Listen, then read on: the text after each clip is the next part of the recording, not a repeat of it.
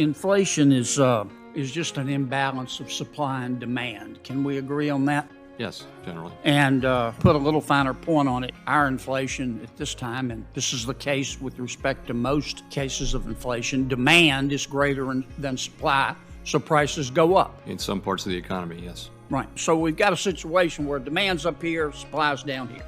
You're trying to lower demand. Is that correct? Yes, while also giving the supply side time to recover. There's some ground to be covered on that side. Yes, but you've talked about your role, scope, and mission, and your job is monetary, and you're trying to lower demand. Well, I'm trying to I would say lower demand growth. We don't know that the demand has to actually go down, which would be a recession. Well, get 'em, baby.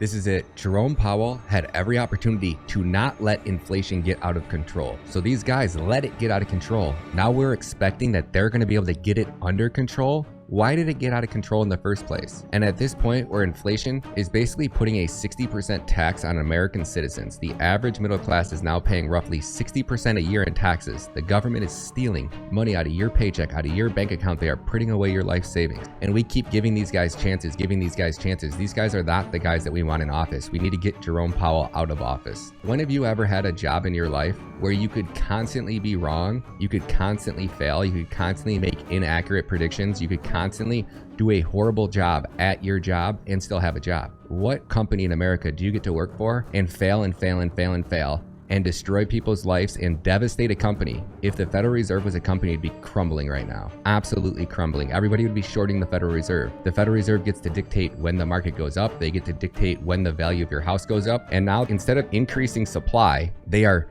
decreasing demand. 70% of our economy is driven by consumer demand, and you're trying to lower demand and slow the economy down. Am I correct? I guess I just say we're slowing down growth. Right. That's what the economy is. Growth. Yeah. Okay. Exactly. So because these guys have printed too much money, they are forcing your business, the average person, the mom and Joe the plumber, your business has to suffer right now because they've printed too much money. They need to destroy all little businesses because they need to get inflation under control, and they don't care if they bankrupt your company. They don't care if they bankrupt mom and pop shops next door. They don't care if they bankrupt anybody. And then when it gets to the point that the too big to fail businesses start to fail, whether that's Google, IBM, Microsoft, American Airlines, Spirit, the cruise lines, when these businesses start to fail, the unions start to fail, that's when the Federal Reserve is going to step in and they're going to recklessly print. And they're already talking about printing again. And if they print, we go into hyperinflation. And these are the guys that are taking the CPI number, which is the most disinformation that we've ever seen. Inflation and CPI, we've been lied to more by the government and provided more disinformation than ever. So at what point are people in this country going to start to say, hey, these guys don't deserve the right to dictate? How are we using a CPI numbers from 1960s? Maybe if the CPI's numbers were accurate, they could actually make better predictions about the economy. But when they have the ability to manipulate the CPI number so that they can print and they can manipulate the economy however they want, at what point is enough enough? All right. There's another way. The two aren't exclusive. You alluded to that. You can also lower demand, but you can increase supply. Can you not? Yes. And that would solve inflation. Yes, it would.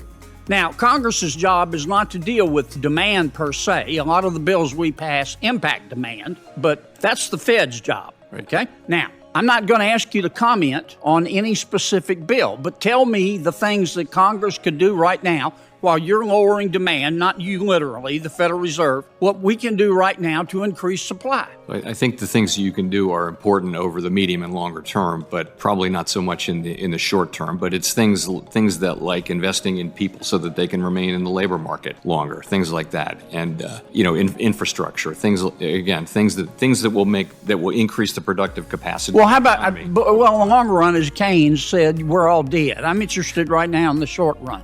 Oh, imagine that. The Fed's solution is to spend more money, invest in infrastructure, invest in employees so they can stay in the workforce longer. Last week, he was telling everybody that he wanted people to get fired. He wants the unemployment rate to go up.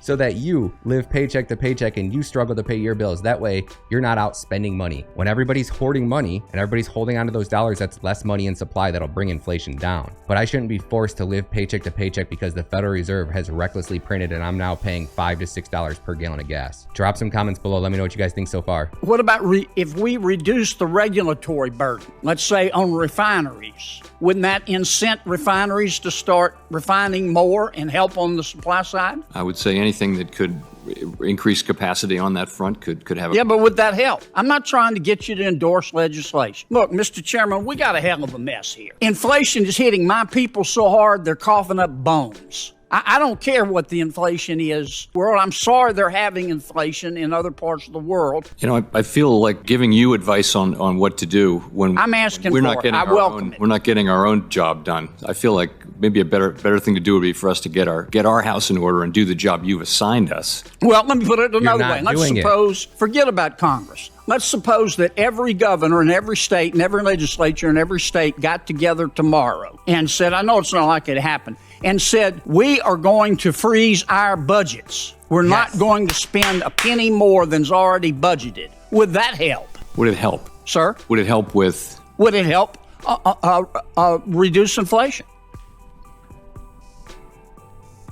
Yes. It would depend on... It might. But I mean, it would take... I'm giving you... I'm scoring fiscal policy. Well, I understand really you're being reluctant to do careful, it. but Mr. Chairman, the United States Congress, in addition to its regular budget, has spent $7 trillion. I'm not saying all of it was unnecessary. On top of that, the Fed's increased its balance sheet from $1.5 trillion to $9 trillion. $9 trillion. I know you're cutting it back, but we've injected all of this money into the economy, and then people go, well, we have inflation. Duh. Give me some help here. Tell me what we can do. I'm really focused on what we can do, which is shrink our balance sheet and raise interest rates and get supply and demand back into alignment and get inflation back down to 2%. Thank you, Senator Kennedy. Senator Tester from Montana is recognized. Senator Kennedy just rips Jerome Powell a new one in here. This is exactly what we need to see. We need to see these governors, and shout out to Mr. Kennedy. Wow, this is what we need more of. We need to get the power that the Federal Reserve has, right? Jerome Powell is the most powerful man in the world. Why? Because he controls the global money supply. These ivory tower elites they never earn the right to spend more than they make. You don't get to spend more than you make. I don't get to spend more than I make. My parents don't get to spend more than they make. Our great-great-grandparents who fought at the Boston Tea Party because we were getting taxed to death. No taxation without representation. Sales tax, property tax, income tax. Now they want to raise taxes again. Jerome Powell in a previous video last week, Jerome Powell said that inflation's fault is the middle class, that the middle class makes too much money. So now he wants to crash the economy. He wants businesses paying less, so that way you got to go out and spend less money. Jerome Powell and the Federal Reserve doesn't want you out spending money because you're putting dollars out into supply. So if he makes it hard for you to live, if they rack up inflation, and if you're not spending any money, inflation is naturally going to start to come down. Eventually, with them tightening the balance sheet, with them selling $90 billion worth of bonds every month, with them raising interest rates to quite possibly up to 3.5 to 4%. In 1980, they raised it up to 20%. But the United States will start to default on their debt above 5%. So because inflation is at 8.6% right now, or 8.7%, your interest rates need to be higher than the inflation rate. And you can quote Peter Schiff on that. Drop some comments below. Let me know what you guys think. Hey, you. Don't forget to hit that subscribe button. Give the video a thumbs up. Then check out my Cadena playlist. This one blockchain is going to change every aspect of life as we know it. And then come join us live on my second YouTube channel. Love you guys.